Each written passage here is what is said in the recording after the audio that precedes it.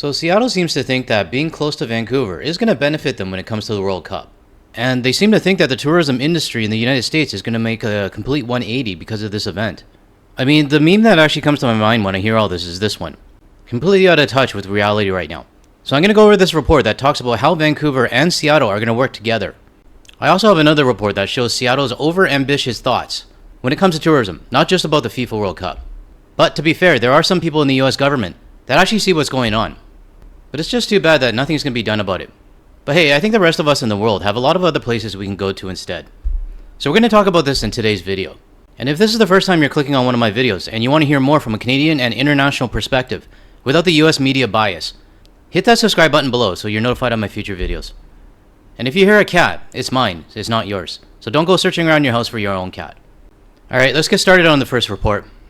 Just under 2 months from now, millions of soccer fans will pack cities across the United States, Mexico, and Canada to see their favorite countries compete in the FIFA World Cup. And while some of these host cities are thousands of miles apart, others like Seattle and Vancouver are more like neighbors. Now, this is the first time you're watching my video. This one kind of hits home for me because I am from Vancouver, born and raised, but currently living overseas in Malaysia for work. But when I hear that Seattle is our neighbor, yes, physically they might be our next door neighbor. I mean, it only takes, what, an hour and a half, hour 45 minutes to get there? But in my opinion, in my view only, they're no longer our friend. And I know some people are going to argue me and say they were never our friends to begin with, which is a fair point. And I'm sure I'm not the only person from Vancouver feeling this.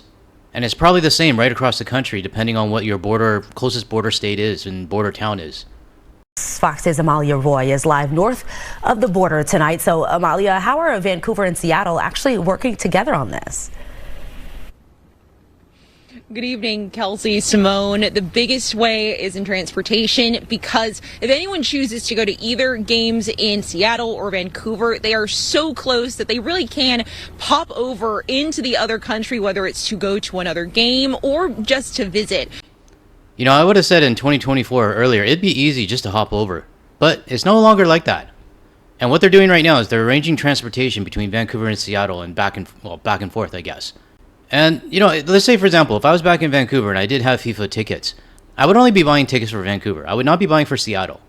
And for anybody flying into Vancouver, I mean, I'm assuming a lot of people are going to be choosing Canada over the United States because of the border restrictions and, you know, safety issues and whatever else. So the question is, do you think people are really going to utilize this transportation setup that they're doing? Now, I'm not saying nobody's going to utilize it. There's going to be some people, you know, diehard fans that are going to go. And these people don't care about what's going on the border and things like that. They're just going to go.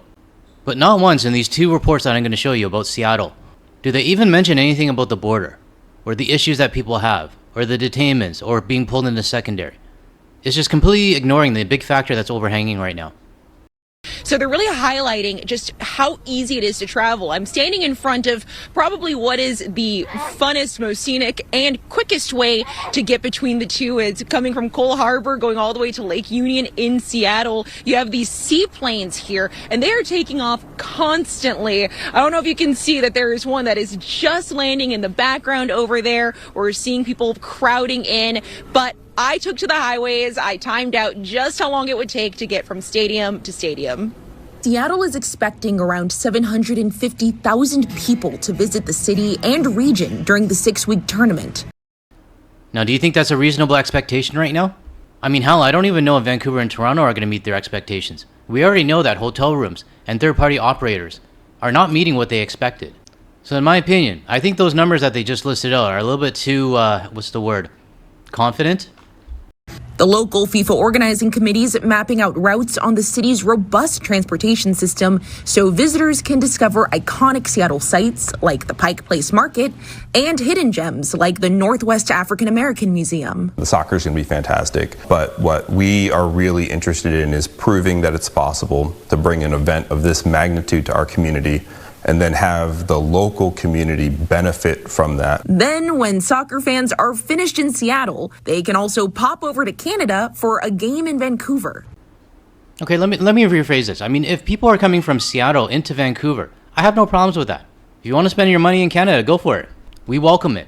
And we won't arrest you at the border, or search your phones, or detain you for like a couple hours for no reason, because of your skin color, or take your DNA. What else is there?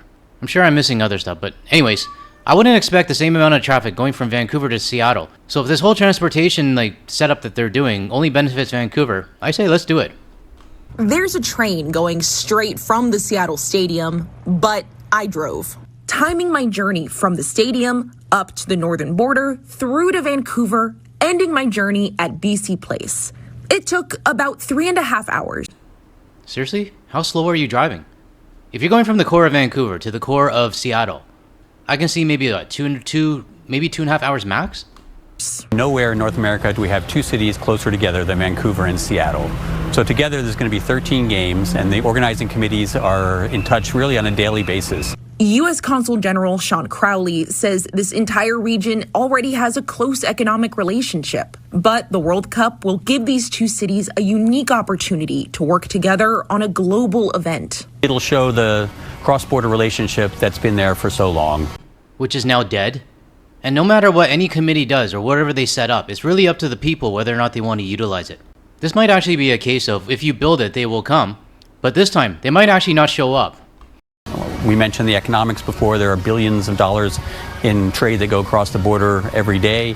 Destination British Columbia says they're excited to show tourists all of the beautiful nature around the province. And they're working with their Washington counterparts to promote vacation packages, including both places. The two-nation vacation, and we're calling it Two Countries, One Journey. And there's some itineraries on the website, Two Countries, One Journey. People can really see what there is to do between Washington and British Columbia. Now, I don't really know how I feel about Destination BC promoting places in Washington State. But it is what it is. It's really up to the people on whether or not they want to entertain these offers or not. The Consular General also reminded me that yes, Seattle, Vancouver, they are neighbors, but they are also separate countries. It reminded everyone to just be up to date on each country's laws. In Vancouver, Canada, Amalia Roy, Fox 9. Thanks, Amalia. Looks It looks gorgeous. so beautiful there. Jealous. Yes. Very jealous. That's what we just keep looking at the scenery behind her. Beautiful. All right. Thanks, Amalia. Yep, Vancouver does have some of the best scenery in the world. Not many places around the world where you can go skiing in the morning and then have a golf tee time in the afternoon. I do admit I'm starting to get a little bit homesick, which is why I was really eager to show this report.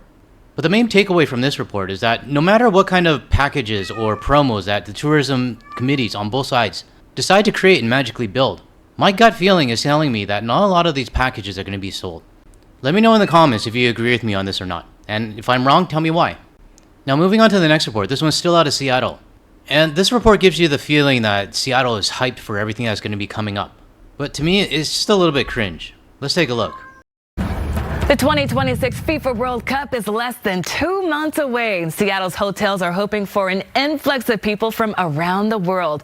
But there are some concerns about global instability and rising costs. Fox 13's Dan Griffin shows us how hotels are preparing for this summer's soccer fans.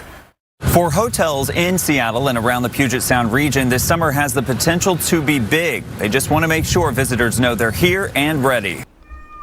They're here and ready to be disappointed. You know what this feels like? It feels like they're setting up for a big birthday party. And you see those stories online when, a kid's birthday party, everything gets set up and nobody shows up. And everyone feels sorry for the kid. But this is kind of like the opposite. When nobody shows up to this birthday party, and the United States has wasted so much money on their promos, their marketing, and everything else, I think a lot of people are going to be laughing inside. At least the people outside of the U.S.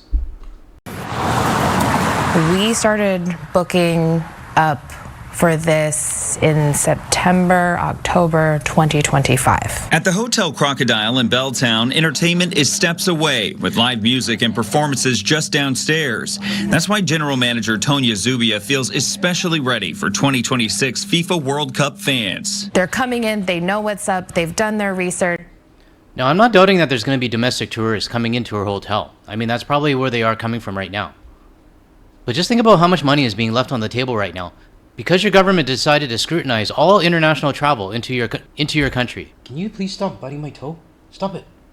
In its annual meeting last month, Visit Seattle revised its economic impact for the 2026 FIFA World Cup from $929 million down to $845 million. Leaders noted hotel bookings were lagging, but with optimism. In Qatar, which I recognize is different for many reasons, 83% of bookings were inside of 60 days, and an astounding 47% were inside of 6 days.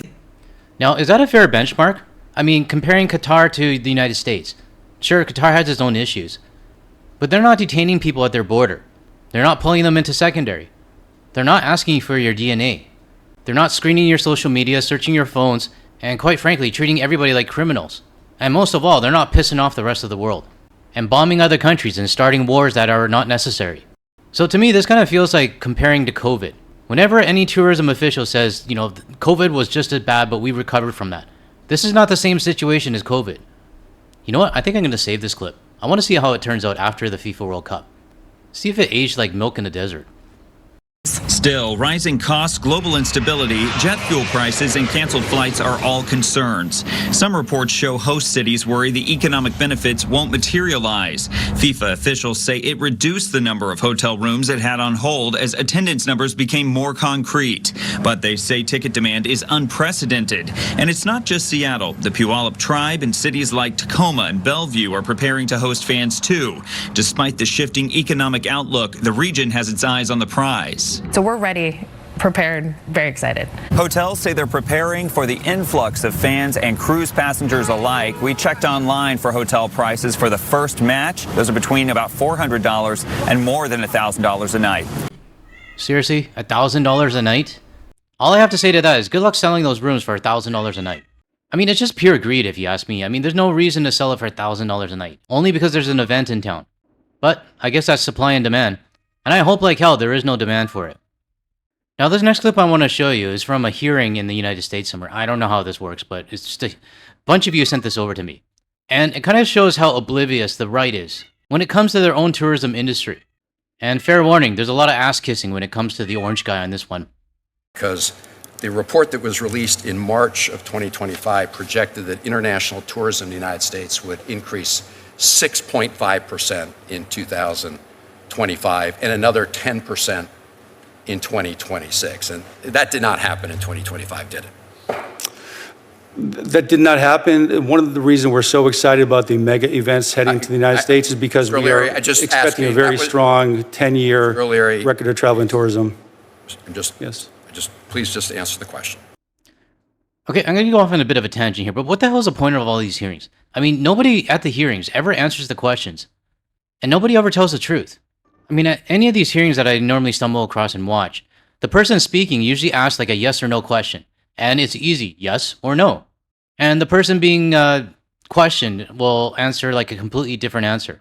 Like if somebody's asking an apples or orange question, like is it apples or is it orange? And the person will respond, the Dow is over 50,000 right now. Like what does that have to do with anything? I don't know, sorry, I'm just venting right now. Because I see these hearings as being completely useless, to be honest. So you, I don't mean you personally, but the department projected a 6.5% increase in tourism in 2025. That did not happen, did it? Correct. Okay. In fact, I have a chart here that we asked the Congressional Research Service to put together based on the Department of Commerce numbers.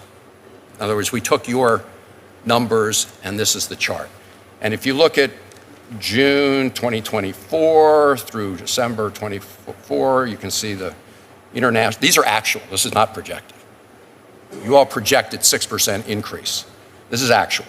You can see what they were, and then you can see starting right in this period, they start going down. In other words, right after the president was sworn in. And you can see, I don't know what that one little blue thing, but you can see a steady decline. I mean, not even close to 6%, negative.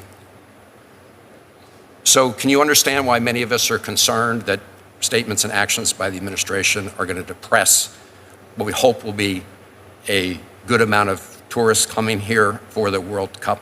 Can you understand that concern given these numbers and the wrong projections? Now, I don't know who this guy is, Senator Van Hollen. I don't know which state he represents. But what he showed right now is legit data. And we all know that red on his paper started when the orange guy took office. Now, this next guy, I want you to hear his response and the gaslighting and the bullshit that comes out of his mouth. Well, Senator, I think you'll be happy to know we had a 3.5 increase in March, and I would expect that we will continue to see growth over the next decade. This is really an amazing opportunity for the travel and tourism industry with these major events that are coming in with the World Cup, with Olympics, with the Paralympics. So I don't think there's ever been a time, and generally speaking, This administration has made travel a very strong priority. You mean travel to a detention center? Or to El Salvador? I don't know. I don't know what this guy's talking about. One of the president's first activities, actually, as president-elect back in 2016, he expended his political capital to go out and win the Los Angeles Olympics in 2028. 2 years later, he asked his son-in-law, Jared Kushner, to go over, and he won the FIFA World Cup for the United States, and he also won co-hosted with Mexico and Canada. So Jared Kushner helped to arrange FIFA in North America. Do you think the Orange Guy family got any sort of kickback for this? Gee, I wonder. So this is a president who, through his actions, has made it very clear that he prioritizes travel and tourism. And I think, generally speaking, if you look at his private sector career, there's never been a president who's created more private sector jobs for travel and tourism. All right, I'm going to stop it here. I don't know how much more of this bullshit I can take. But I wanted to show this to everyone because it shows the clear delusional side that anyone that supports the Orange Guy is going through right now. They think everything is fine. You know, tourism's going great. And even their supporters are saying they don't need people from Canada. And this type of delusion also tells me that they don't actually appreciate anyone that comes to their country. So for anyone that has a little bit of sympathy for the United States for what they're going through right now, just watch this guy. Along with the 77 million who also voted for the idiot to go in the office. To close off this video, I would like to thank Bond9969 from our Discord server for posting this photo of Lake Lisgar in Tillsonburg, Ontario.